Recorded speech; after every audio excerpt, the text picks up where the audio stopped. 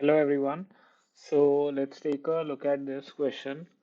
Um, so what this is saying is make strings a subsequence using cyclic increments, right? So let me just read this. You are given two zero index strings, string 1 and string 2. In an operation, you select a set of indices in string 1, and for each index I in the set, increment string 1 I to the next character cyclically. It's as simple as A becomes B, B becomes C, and Z becomes A again. So that's how it forms the cycle. Return true if it is possible to make string 2 a subsequence of string 1, right? So it just means that in string 1, we don't have to select all the characters in a sequence. It can be, let's say, the first, third, fifth, whatever subsequence, but it should be basically, it should be in the same order, in increasing order. So we can just reverse this from left to right. And basically, and we have to perform this operation at most once. So basically, what this means is that for ABC and AD, A and A match, right? And then C and D can match as well because C can be converted to D. So similarly, B cannot be converted to D because we have to perform this operation only once. In Z, C and AD, Z can be converted to A and C can be converted to D. So for each character, we are matching this only once, right? So let's try to define this. So let's say that for so let's try to define index, the current index that we are going to check for in string 2, right? So for char in string 1, if match basically is match char and string 2 index, right? Then we can just increment index with 1, and if index is length of string 2, we can just break, right?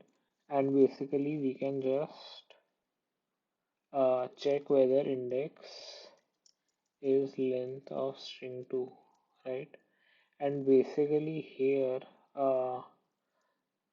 what we can just do is define is match as a function inside here. So let's say we have char 1 and char 2, alright. So if char 1, right, so basically this is one thing.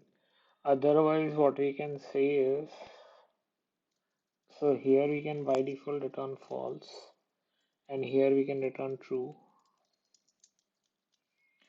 right? And basically here what we can say is that Um, so we have to perform the operation on char, right? Char 1. So basically what we can say is that ordinal value of char 1 minus ordinal value of A, right? Plus 1. So if we do this, we will have increase the value and modulo by 26 in case of Z, right? So basically, if this is ordinal value of z minus a is going to be 26 and is going to be 25, and if you increment that plus 1, that's going to be 26. So if you modulo that, it's going to again become 0. So if this is equal to ordinal value of char 2, we are not going to perform any operation in char 2. Even then we can just do this, right? So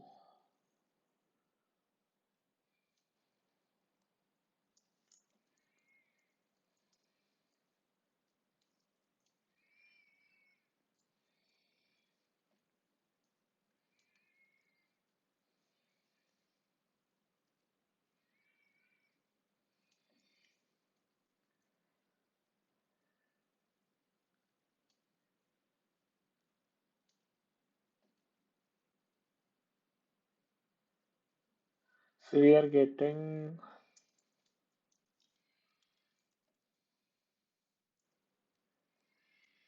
so yeah, this is where print statements come in handy, right? So basically we can say print char, and we can just try to see where all this is matching. So this is matching for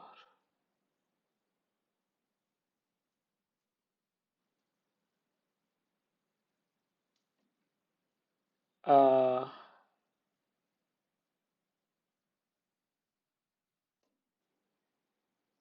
so for char in string one,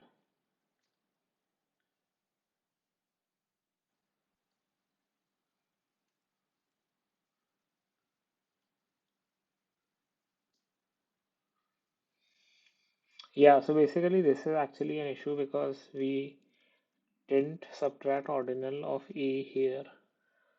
So yeah, so yeah, now you can see it's running fine.